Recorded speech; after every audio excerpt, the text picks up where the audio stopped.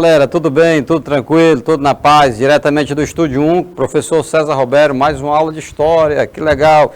E hoje nós estamos dando sequência a um assunto muito interessante, fronteiras culturais.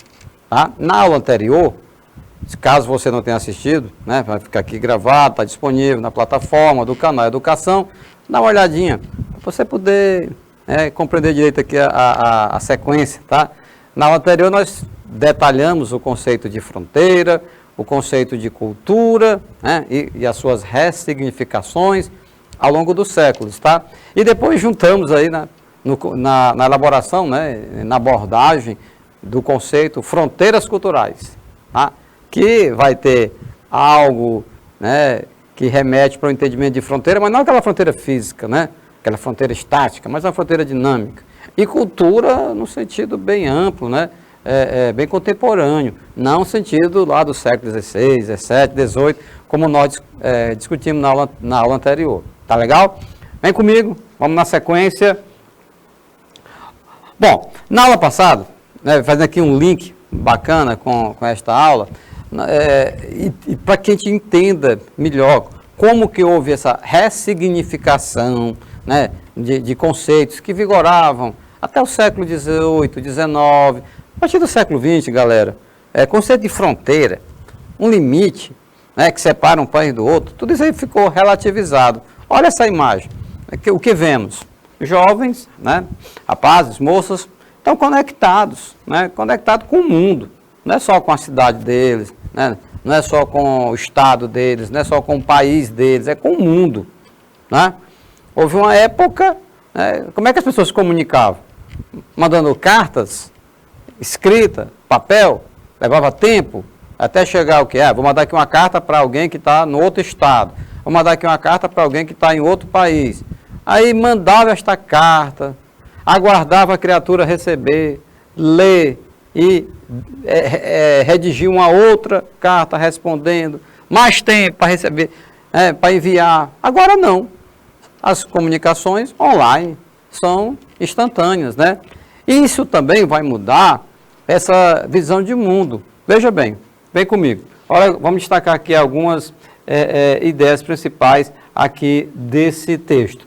As novas gerações, elas foram ampliando as suas relações históricas e passaram a se conectar com outros países, né, regiões do planeta, configurando uma nova realidade regional global, bastante complexa e multifacetada. Simples não é, com certeza é complexa, né? E não tem só um ângulo, não, só uma abordagem, não, é multifacetada, né?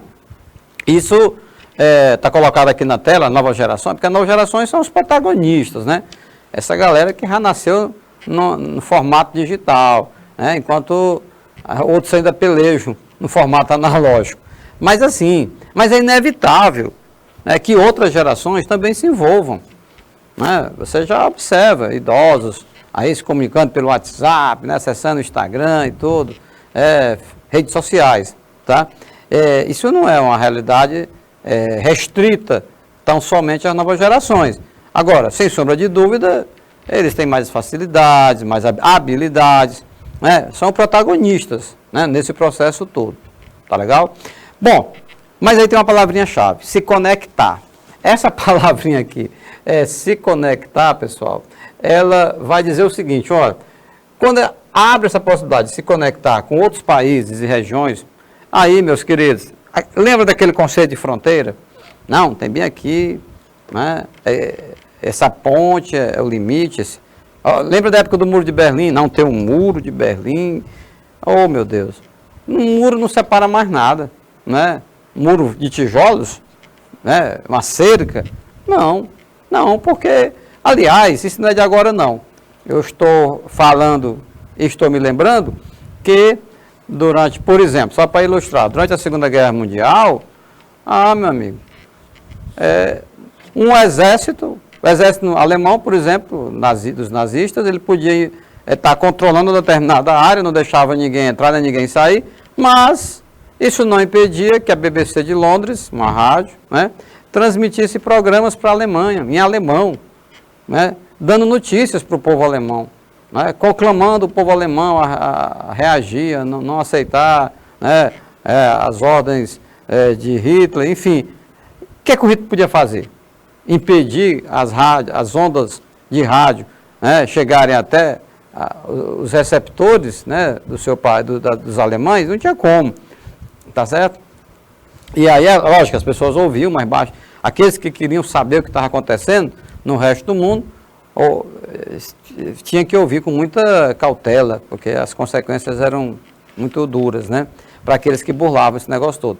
O que eu estou querendo dizer é que, hoje em dia, mesmo em países, regimes ditatoriais, eles têm dificuldade de estabelecer censura, eles têm dificuldade no sentido de impedir que pensamentos contrários cheguem até a sua população, o seu povo, né? Porque está tudo conectado, galera. É uma nova realidade, regional, global. Quando coloca desses termos, olha, nova realidade regional, global, porque isso tudo vai impactar tanto a nível local, ou seja, regional, como a nível global, né? A nível global. Professor, o que tem a ver com a nossa temática que nós estamos estudando hoje, que exatamente fronteiras culturais? Tem tudo a ver. Tem tudo a ver. Então, como se falar, né, em, digamos assim, limites para a expansão de uma determinada cultura, tá? Se a tecnologia permite uma conexão de diferentes povos, de diferentes regiões do planeta, tá certo? O professor geógrafo Milton Santos, né, aí a imagem dele, é um grande intelectual, né, deu uma contribuição muito, muito importante, fundamental, né, para o conhecimento, não só geográfico, ele também, a produção dele extrapola nos limites da geografia. O que ele trabalha? Qual a ideia dele aqui? O geógrafo Milton Santos explica que o espaço se globaliza, mas não é mundial como um todo, senão como uma metáfora. Todos os lugares são mundiais, mas não há um espaço mundial. Quem se globaliza, mesmo segundo ele, são as pessoas e os lugares, tá? Então, assim, se ele fala desses termos, remete para o aspecto cultural. E aí se encaixa com a nossa temática de hoje, que é exatamente fronteiras culturais, tá? Então, o que é que o professor Milton Santos ele está evidenciando? Né? Que o espaço se globaliza, mas lógico, mas ele não é mundial. Onde você está, onde eu estou, né? Não pode ser que onde nós estamos seja um espaço mundial, né? Nós estamos numa cidade, nós estamos num estado, estamos num país, tudo bem, beleza. Contudo, todos os lugares são mundiais. Fazendo aqui um link com o slide anterior. Por conta dessas conexões, né, que a tecnologia hoje possibilita, todos os lugares são mundiais. Não há um espaço mundial. Agora, como o professor Milton Santos destaca, quem se globaliza mesmo são as pessoas e os lugares. Então, aqueles jovens do slide anterior, não resta dúvida que eles já estão inseridos, né, nesse mundo globalizado. Então, eles se globalizaram, como ele está falando, na perspectiva dele. É lógico, você pode encontrar alguns outros teóricos que vão discordar do professor Milton Santos. Esse é o debate científico. Mas, assim, trabalhando na perspectiva, né, de pensamento dele, ele vê dessa forma, né? Quem se globaliza mesmo são as pessoas.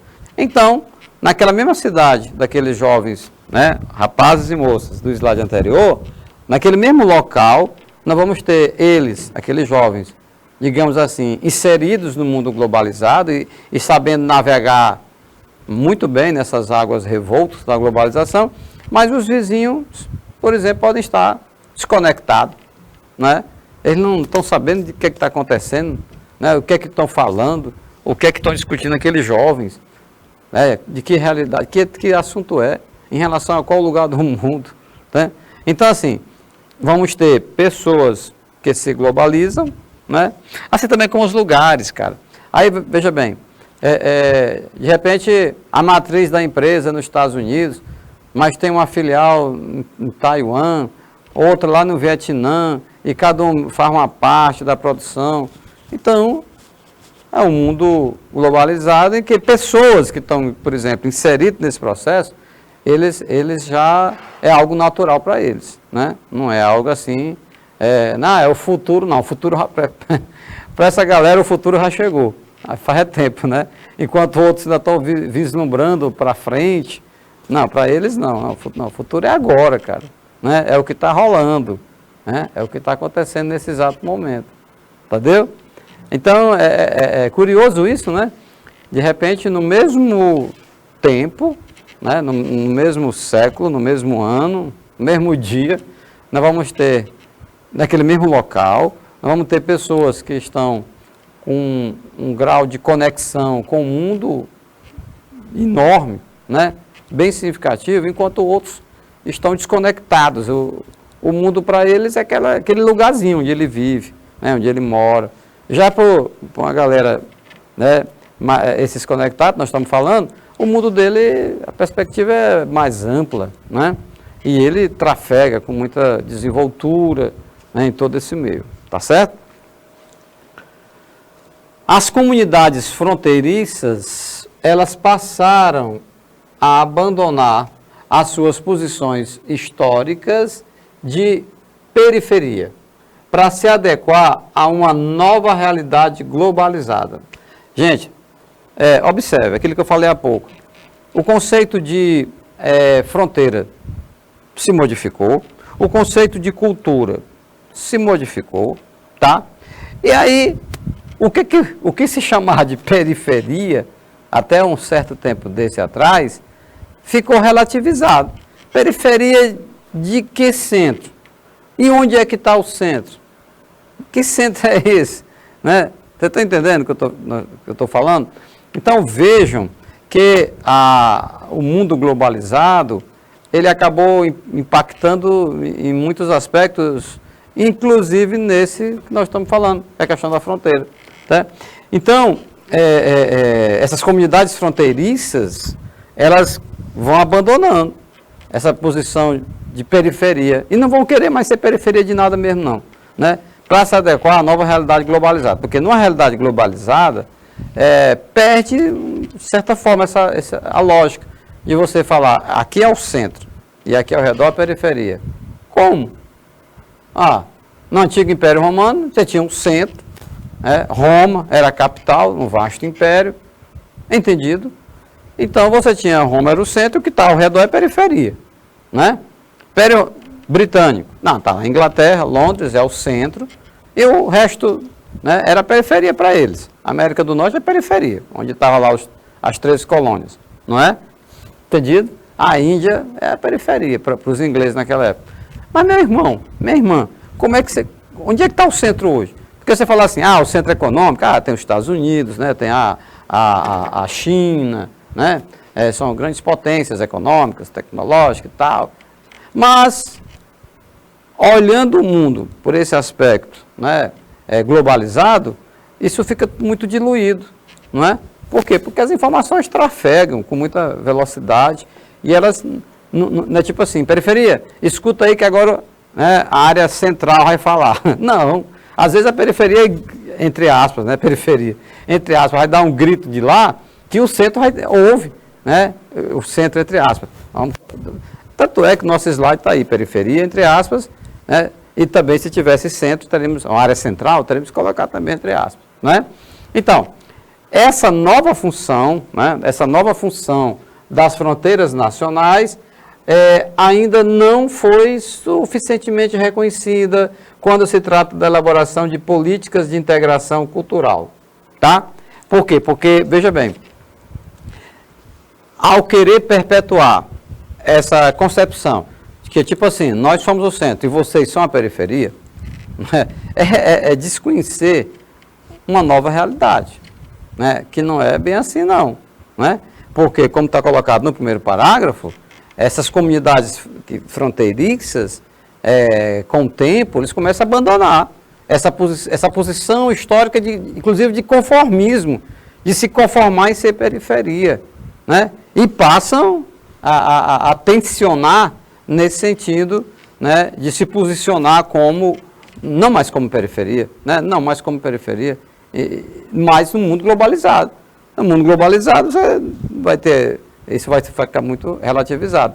Aí, nessa mesma linha de raciocínio, observe o segundo parágrafo, né? Uma nova função das fronteiras nacionais ainda não foi suficientemente reconhecida, galera, né? Nesse sentido, né, de elaborar políticas de integração cultural, né?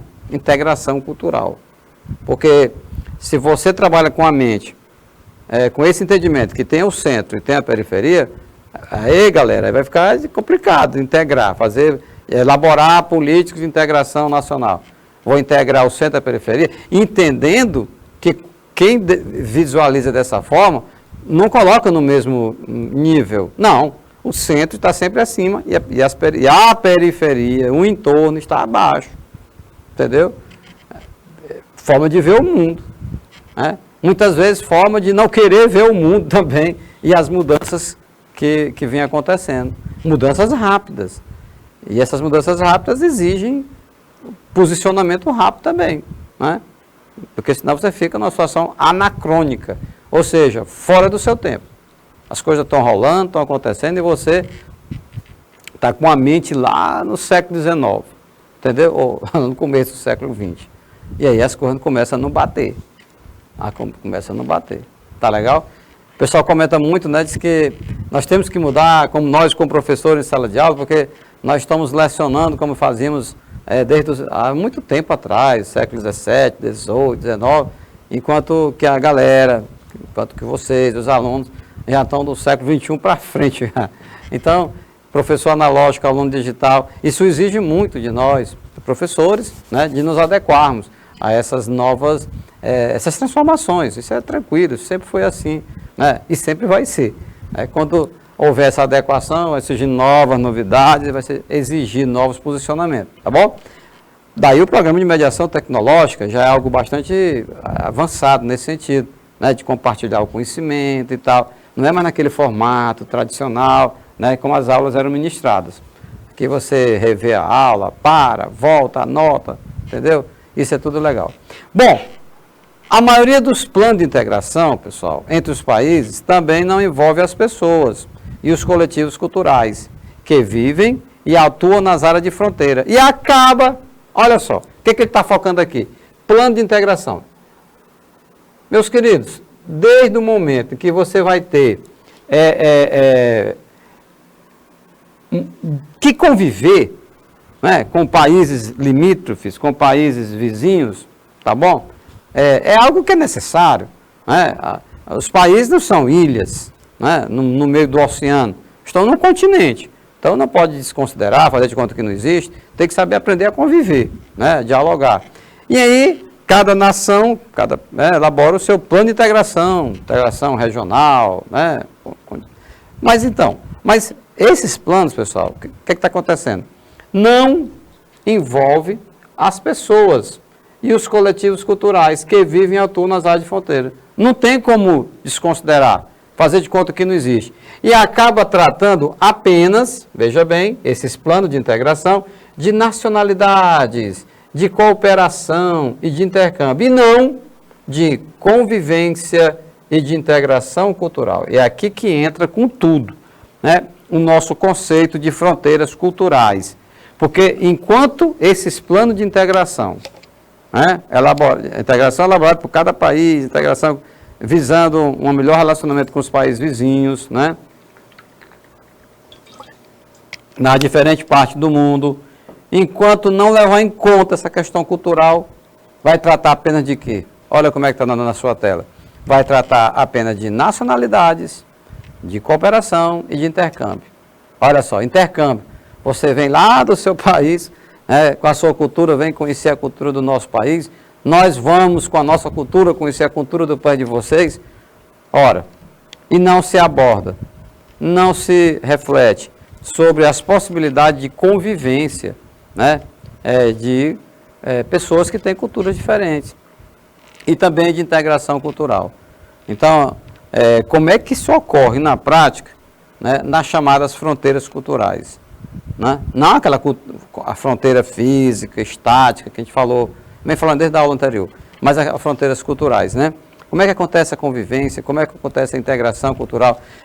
Bom, na prática, não ocorre de boa, né? Não é uma relação tranquila.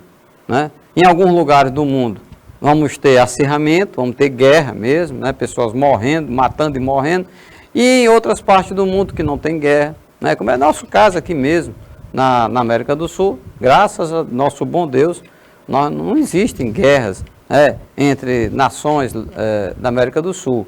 Né? Mas tem locais de tensão, como é o caso da América do Norte, aquele limite entre o México e os Estados Unidos, né, por exemplo. Mas aqui não. Então, não tem guerra, mas também, será se tem essa integração cultural? Será se tem práticas reais de convivência? Bom, eu creio que não, né? Por uma série de motivos, por uma série de razões. Olha só, nessa mesma tela que nós estamos trabalhando, porque ele está destacando que nesses planos de integração que são elaborados, né, pelos países, trata de outros temas. Ao invés de tratar de convivência, de integração cultural, vai tratar de quê? Nacionalidades, cooperação, intercâmbio. Cooperar. Não, você vem, o que é cooperar? É um ajudar o outro. Né? O que é o intercâmbio? Conhecer a realidade do outro, né? Viver por lá, depois volta, relata o que viu, o que aprendeu. Existem os intercâmbios. Né? Agora, dentro de um certo limite, né? Muitas vezes isso não avança, né? Muito nesse sentido da integração cultural, que nós estamos destacando desde o início dessa aula. Galera, isso é uma forma de você ver com outros olhos uma realidade que está posta. Não é? Não é você desconsiderar. Aí você pode até pensar assim, professor, mas nós estamos distantes dessas fronteiras culturais. Não, porque não são físicas, como já foi abordado aqui. Onde você está? Não entenda. É bom deixar isso claro, né? Quando a gente fala em fronteiras culturais, não é tão somente essas fronteiras físicas aqui com os nossos países vizinhos, não. Estamos comentando o que ocorre aqui no Cone Sul, né, na região do Mercosul, porque lá é onde, de fato, tem muitas fronteiras, né? Mas, fronteira cultural, onde você está, onde eu estou, quais são as culturas que chegam até nós? Que extrapolam, inclusive, as fronteiras territoriais de outros países, de outros povos. Entendeu? Então, isso tudo, veja que está... De repente, você está usando aí um produto made in China, né, fabricado na China, que é algo que é muito mais real, vamos dizer assim, muito identificado com a cultura deles, dos chineses. Por que não? Pode ser. Mas também os chineses já começam, como tem essa perspectiva de vender para o mundo todo, eles já ficam observando a cultura de outros povos, que desenvolvem produtos para se adequar, para poder vender para o mundo todo. Tá certo? Isso é algo que é uma realidade, né? Um plano de integração cultural, ele precisa servir como um instrumento de reconhecimento da rede de atores e de agentes locais, regionais, estaduais, provinciais, nacionais e também internacionais, que atuam nas fronteiras nacionais, pois experiências são fundamentais, assim como as temáticas, as simbologias e as tecnologias utilizadas. Vamos comentar. Então, veja bem, nós estamos destacando essa ferramenta, né, um plano de integração cultural, porque as nações devem ter, precisam ter, essa relação, né, com povos, né, com vizinhos, né, não pode se dar de uma forma espontânea, não planejada, entendeu? É preciso que haja um plano de integração cultural, não é? Se não tiver, é muita desorganização, não está se dando importância ao tema. Não podemos nem afirmar que todos os países possuem né, plano de integração cultural, quando esse muitas vezes é um tema muito difícil de ser lidado, é sobretudo quando você considera que a sua cultura é superior à cultura do outro, né? Aí, como é que integra, né, culturalmente? Tá? Então, é interessante alguns termos que é importante nós destacarmos, como, por exemplo, olha, reconhecimento. Tem que reconhecer, cara. Tem que reconhecer que existem essa rede de atores, né? Desculpa aí. E atores regionais, né? Estaduais, entendeu? Internacionais que atuam. Eles atuam, né? Rede de atores e de agentes que atuam nessas fronteiras, né? Que as experiências são fundamentais. Agora, vejam bem, tudo no plural. Estão observando? Atores, né, agentes, locais, estaduais, é complexo, né? E por terem vários atores, né, que atuam neste cenário, né, no aspecto cultural que nós estamos trabalhando nessa aula, tem alguns aspectos que são subjetivos, por exemplo, temática, simbologia, né? As tecnologias é algo até que mais efetivo, né? Algo mais prático, mas assim, simbologia, galera, é algo nós já até tínhamos tratado no slide anterior.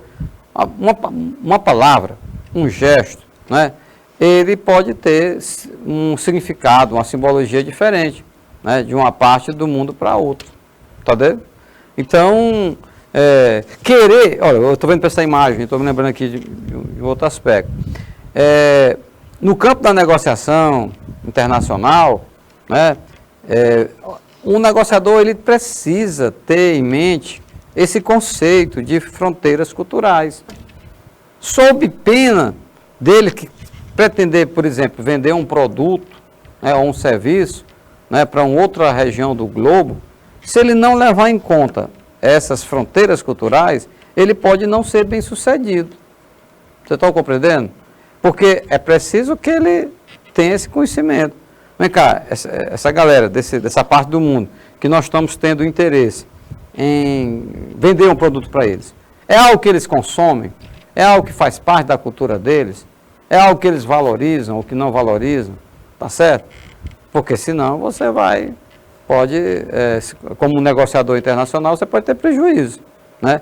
Não levando em conta essa questão das fronteiras culturais. Mas, dando vazão ao conceito de fronteiras culturais, imagine também que mesmo que aquela cultura nesse exato momento não permita, não estimule o consumo desse produto, mas por conta das interações, né, da convivência, entendeu? Das conexões com outras partes do mundo, pode ser que aos poucos alguém está utilizando, tem interesse em comprar esse troço, entendeu? Esse produto. E aí então você veja como é que é relativo, né?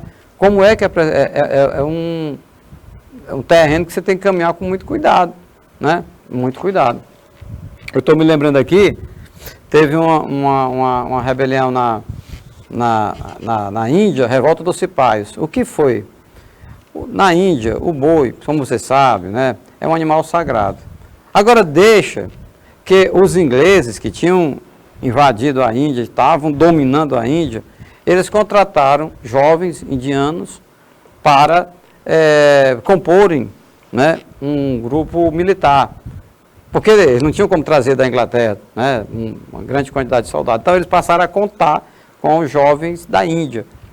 Colocavam uniforme, arma, treinamento e tal. Só que, né, os ingleses, lógico, isso aqui eu estou falando do século XIX, né, nós estamos no século XXI, os ingleses não tinham esse conceito, né, de fronteiras culturais, de interação e tal, conexão, entendeu? De diálogo. E aí então utilizavam uma espécie de graxa nos cartuchos, né, que era fabricado com a gordura do gado. Então, para a cultura indiana, aquilo era uma ofensa, aquilo era uma heresia, né? Então eles se rebelaram. Para o inglês, uma bobagem. O que tem a ver? Né? Mas você, nesse campo, né, da cultura, né, não existe esse entendimento de que uma cultura é superior, outra cultura inferior, se a cultura está certa, se a cultura está errada. É o costume deles, né? São as tradições dele. Meu irmão, minha irmã, isso deu uma confusão do tamanho do mundo, né? Que eles não aceitaram, enfrentaram os ingleses, muitos morreram nos combates, mas teve lá na sua essência essa questão cultural. Lógico que o fato deles estarem sendo explorados pelos ingleses, maltratados, né? O salário que recebiam não era um salário legal, isso também tudo ajudou. Mas teve esse ingrediente cultural, que não pode ser desprezado. Não pode, entendeu? E dá um choque das culturas, que é um negócio terrível, né? Lembro também agora de quando os portugueses chegaram aqui, algumas tribos indígenas, eles eram canibais, eles consumiam carne humana, mas assim, na cabeça deles, qual era o entendimento? De que ao consumir a carne, né, de um outro índio, guerreiro, se ele fosse corajoso, iria incorporar a coragem dele. Né? Se ele tivesse uma boa pontaria, né, no arco, na flecha, ele também iria incorporar, entendeu? Então, é algo cultural deles. E com o tempo isso foi caindo em desuso. Ainda bem, né? Mas o que acontece? Aconteceu com o alemão Hans Staden, quando ele foi capturado aqui no Brasil, e aí ia ser morto, começou a chorar. Começou a chorar, os índios recuaram, chatearam com ele, bateram nele, tiraram ele, mandaram ele embora. E aí você entendeu, se o cara está chorando, é porque é um medroso, eu vou comer carne do medroso, para ficar medroso também? Não, não é legal, tá certo? Então essa questão é algo que vem perpassando, né, a história da humanidade há algum tempo. Professor Walter Benjamin, o que é que ele contribuiu para o nosso debate? Ele destacou a importância, né, a importância da experiência, entendido? A importância da experiência que se contrapõe à noção de vivência. Ah, professor, como é que é isso aí? Explica melhor.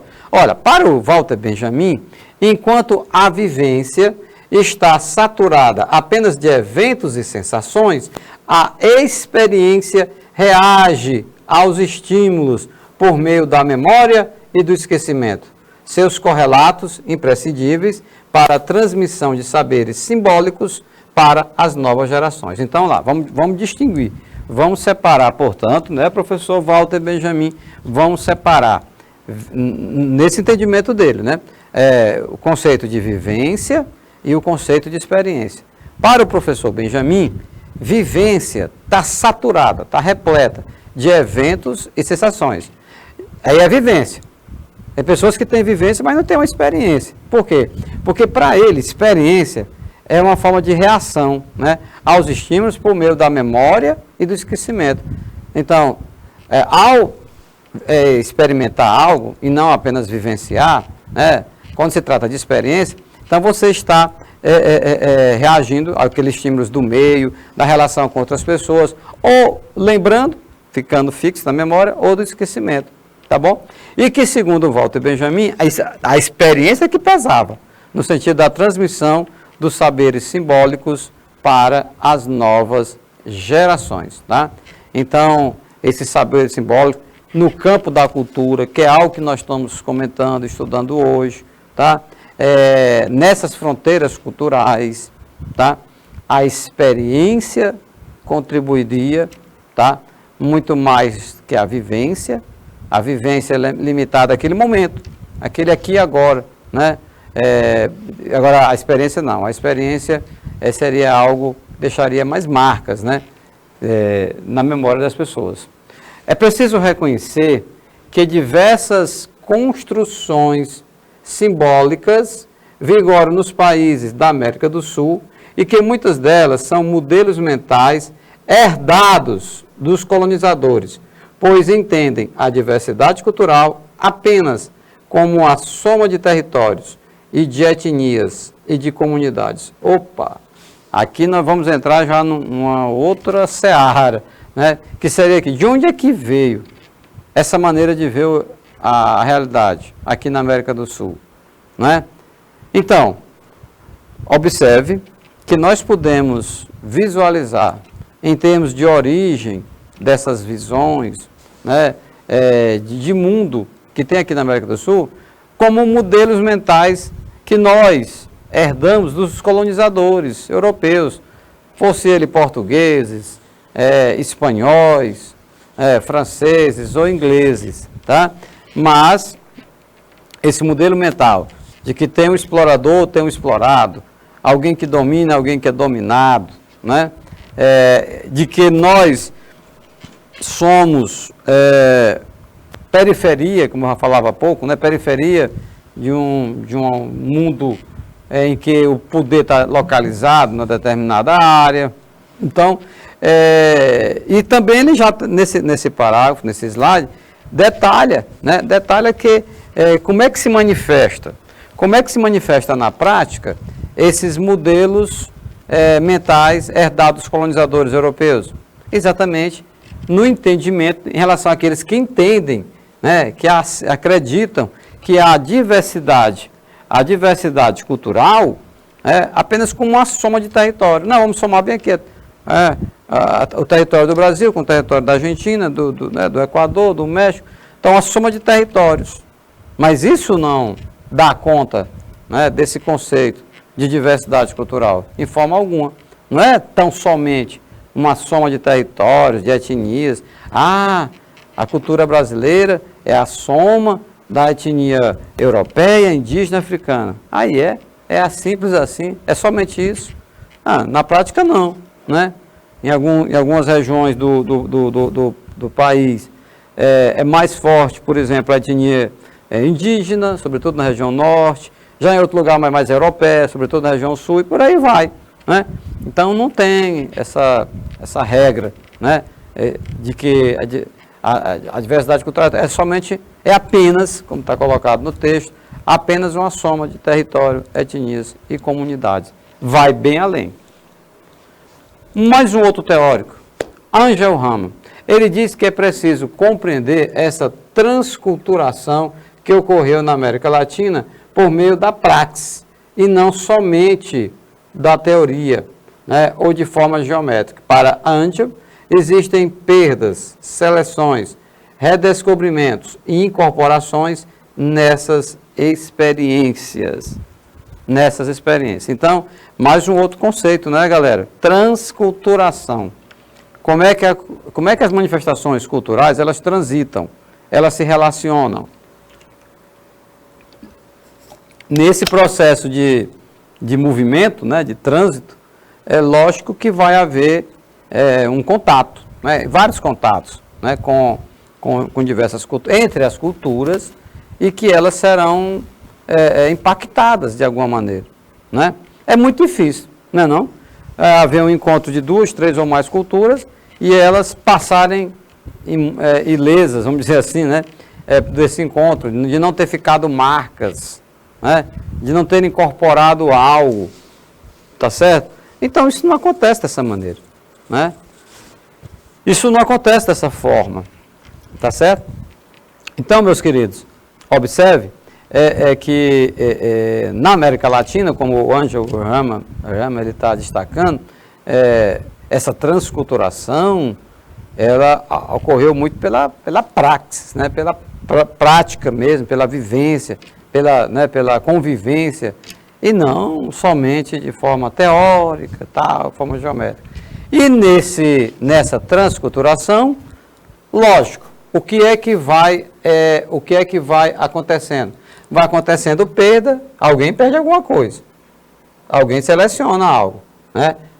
Se redescobre, se incorpora, tudo isso nessa experiência. Então, observe, né, que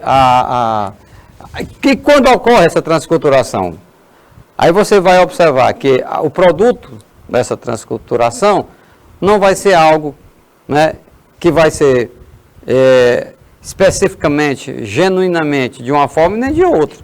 É um produto, tá? É um resultado, né, dessas interações.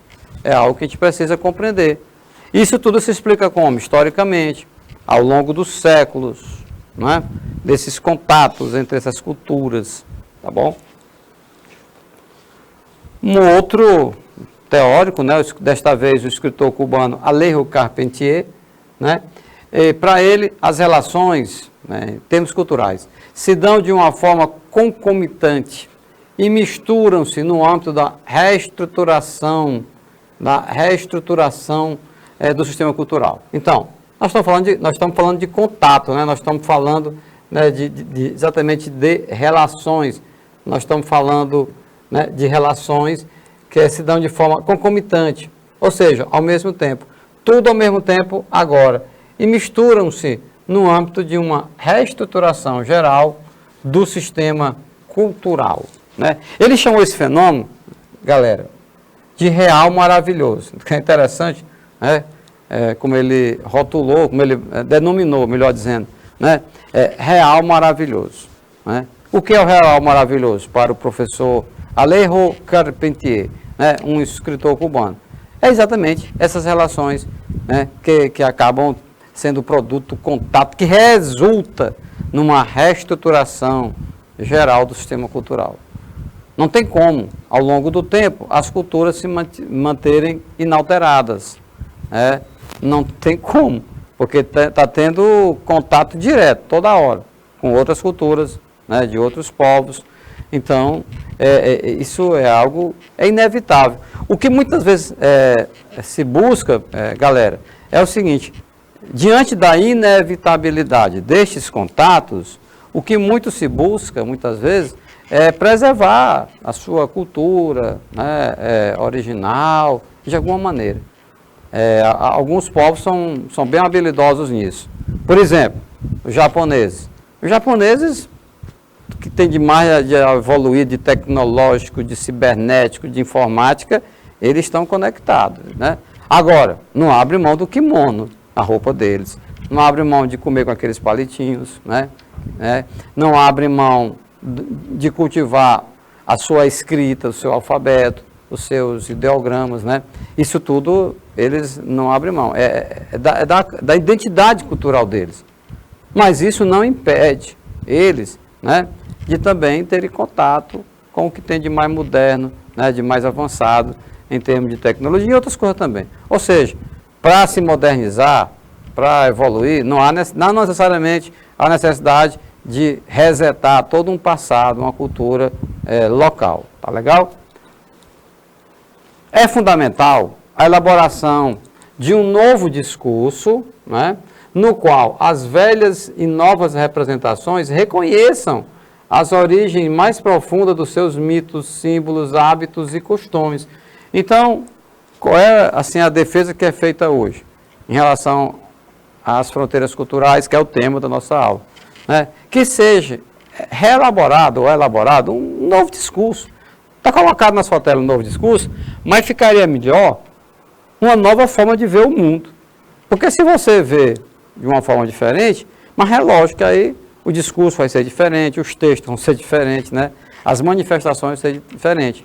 E aí, nessa proposta de ver o mundo de outra forma, né, de elaborar um novo discurso, mas considerando que as velhas e as novas representações reconheçam as origens, né, dos seus hábitos, costumes. Aquilo que eu estava falando há pouco em relação ao japonês se encaixa perfeitamente nesse primeiro parágrafo, né, da tela da nossa aula. Né? Um diálogo entre o antigo e o novo, né? Isso seria algo desejável. Né? Nesse sentido, é preciso abandonar, galera, o olhar colonial, o olhar de fora, e acrescentar novos contornos à pesquisa científica, assim como a criação artística e cultural. Novo olhar, mas não aquele olhar colonial, aquele olhar de fora. Ah, professor, mas o Brasil faz tempo deixou de ser colônia. Sim, de fato, em 1822, não foi? Comemoramos agora o bicentenário, né? Mas meu irmão, minha irmã, analisa, pensa direito. Será se hoje, né, passado aí 200 anos, né, em que nós deixamos de ser colônia de Portugal, será se nós não continuamos ainda nos vendo, né, com o olhar de fora, com o olhar do colonizador, entendeu? A partir do momento que você fica resignado em relação às suas potencialidades, às suas capacidades, não tenha dúvida. Era assim que eles pensavam em relação a nós, e é assim que nós, consciente ou inconscientemente, né, nós vamos perpetuando, nós vamos amplificando esse negócio, tá bom? Então é preciso ter esse novo olhar, né? Um olhar de fora, né? Abandonar o olhar colonial e mais um olhar para dentro, e não um olhar de fora, né? Um olhar mais próprio nosso. Mais um outro teórico, né? Professor de Rock, o que ele tem a dizer? Para intensificar o diálogo com outros movimentos culturais, planetários, também será importante compreender o que tanto o nós, né? Compreender o que tanto nós como os outros constitui um processo cultural caótico, ou seja, um novo conceito, caótico, né? Que propõe essa compreensão dessa interação, né? Não segmentar, de não estimular esse rompimento, não, nós e os outros, mas compreender que tanto nós como os outros, né, nós constituímos esse processo cultural caótico, que, segundo esse conceito de Dio Huck, não é uma história do passado. Embora, lógico, né, isso é claro, né, embora o passado esteja nessa história, mas é uma história do futuro, né, de uma coisa que está tentando acontecer. Uma transformação de quê? Da consciência, da cultura, da sociedade e das instituições, como o mundo jamais experimentou. Então é interessante o conceito do Dio Huck, porque ele está apontando para frente, né? Ele está apontando para o futuro. Não é mais uma história focada no passado, né? Mas sim focada no futuro. Né? Por quê? Desejando que haja uma melhor convivência, tolerância entre os povos, né? Então, isso é interessante, esse aspecto, né? Mas o que está querendo dizer é o seguinte, olha, mas isso muitas vezes não é algo ainda real, factível, está tentando acontecer, né? Mas para isso acontecer, é preciso que haja uma transformação da consciência, da cultura. Porque não adianta, gente, olha, se você vai querer, em pleno século XXI, né, você não vai conseguir compreender, dialogar no meio dessas diferenças culturais todas, se a sua consciência ainda é do século XIX, do século XX, os seus valores, a sua cultura, não dá, cara. Né? Então, apontando para frente, apontando para o futuro. Essa percepção depende de quê? Né? Depende, é lógico, de um olhar de dentro. Não mais aquele olhar de fora, aquele olhar lá do colonizador, né? Mas sim um olhar de dentro, um olhar prático, né? Não muito, né, nessa questão da teoria pela teoria, mas um olhar prático, né? Um olhar histórico, numa perspectiva histórica, observando a evolução ao longo dos séculos, e sensível, capaz de juntar, né, as partes com o todo. Olha só, capaz de juntar as partes com o todo. Porque não fica aquela dicotomia, né, aquela separação. Você analisar o todo, o universo, tá, bem amplo, e depois, no momento, não, agora vamos analisar agora os países, as partes. Não, fazer essa conexão, fazer essa junção, né, a junção das partes com o todo, daquilo que é cultura local, cultura regional, com uma cultura mais globalizada, tá? É um diálogo, né? Que mergulhe no passado mais distante sem ficar preso a ele. Opa, olha só, estuda o passado, procura compreender o passado, mas não fica preso, né, só nesse passado, tá bom? De uma maneira que represente as culturas urbanas e que faça as suas conexões com as culturas rurais, né? E ou das florestas do território, questão e vice-versa, entendeu? Então, assim, como é que a cultura rural, do meio rural, dialoga com a cultura urbana? Como é que a cultura dos povos da floresta conecta com a cultura dos povos mais urbanizados?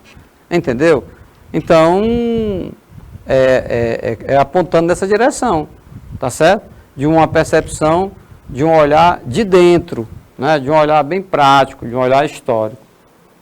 Algumas expressões culturais regionais já estão sendo representadas com características complexas e universais, libertando-se da concepção maniqueísta e, ao mesmo tempo, extrapolando as visões que estavam presas ao espaço geográfico, à xenofobia, ao etnocentrismo e ao passado.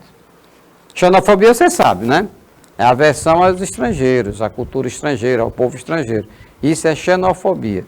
Xenofobia bate de frente com tudo que nós falamos nessas duas aulas de hoje, né? As fronteiras culturais. Não, se você quer compreender, refletir, dialogar, interagir, aí não rima com xenofobia, meu irmão. Não tem como, né? Mas vamos lá.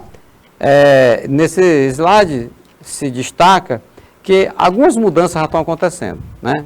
Aí já acontecem. Né? De que maneira? A partir do momento que algumas expressões culturais regionais já estão sendo representadas com características mais complexas, mais universais, tá? Observe essa obra de arte, olha que coisa interessante. Né? Eu procurei a referência e não encontrei, fica aí essa dívida do crédito, você, por favor, me informe. Mas você pode interpretar o quê? Você está vendo aí uma mulher no traje africano, usando uma arma, mas essa arma não sai um projétil, não sai uma bala, sai uma árvore bonita, ou seja, uma inversão, né? Uma mudança na lógica do sentido das coisas, que a obra de arte causa esse impacto, né? Causa esse impacto, entendeu? Ao projetar plantas, flores, né? Isso não mata, né, as pessoas, pelo contrário, torna o mundo muito mais bonito.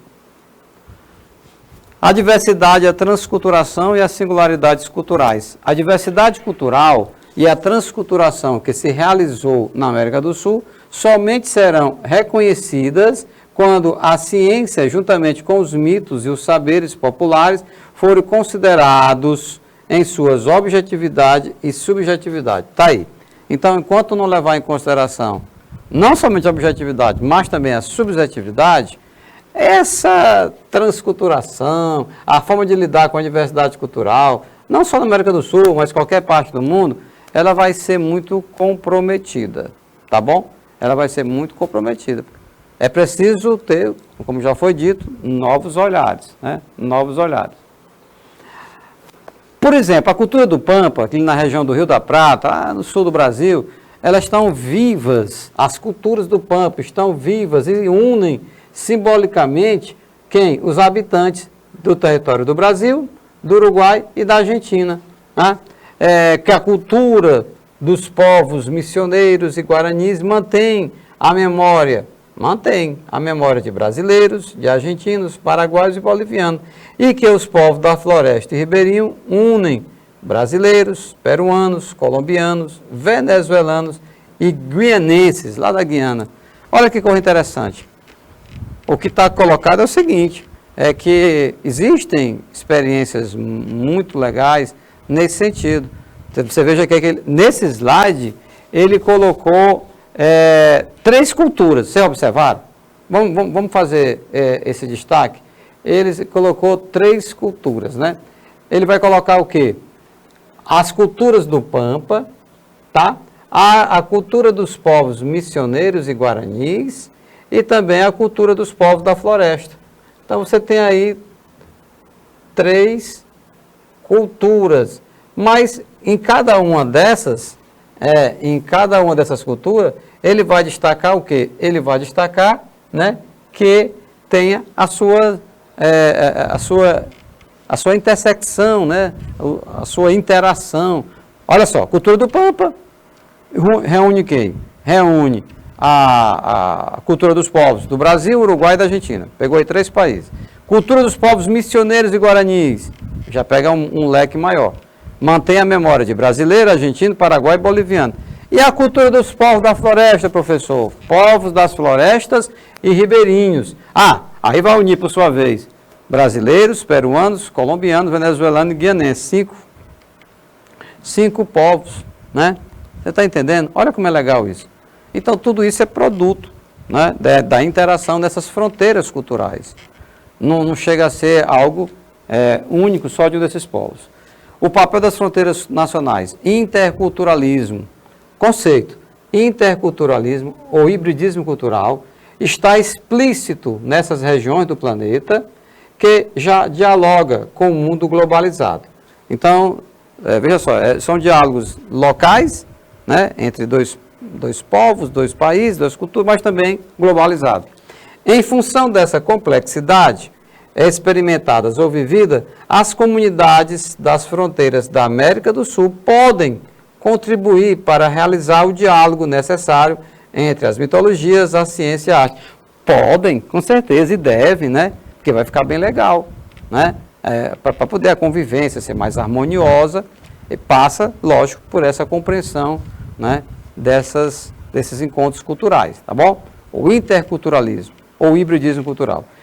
Dá tempo de resolver uma questão? Vamos lá, rapidinho. Isso aqui foi cobrado no Enem em 2018. Outra importante manifestação das crenças e tradições africanas na colônia eram os objetos conhecidos como bolsa de mandinga. Um amuleto, né, para alguns. E aí está colocado, ó, os caras eram muito expostos, né, eram muito maltratados. Mas interessante que ele está dizendo que não apenas escravos, mas também alguns homens brancos tinham a sua bolsinha de mandinga. Vamos lá. A prática histórica cultural de matriz africana.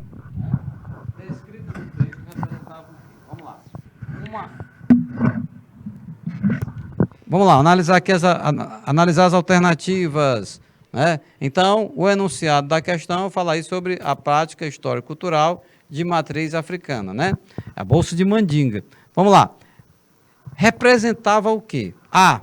Uma expressão do valor das festividades da população pobre? Não. Era uma espécie de proteção, de um amuleto, como eu já falei há pouco. Então, você descarta a alternativa A. Ele está dizendo que até alguns brancos utilizavam, né? Então, não é só... Não tem a ver só com festa, é algo que eles acreditavam, da crença deles que protegia eles. B. Ferramenta para submeter os cativos ao trabalho forçado? Também não. Os escravos usavam como uma proteção, não era obrigado a usar a bolsa de mandinga. Eles usavam porque acreditavam que estavam protegidos por estas bolsas de mandinga.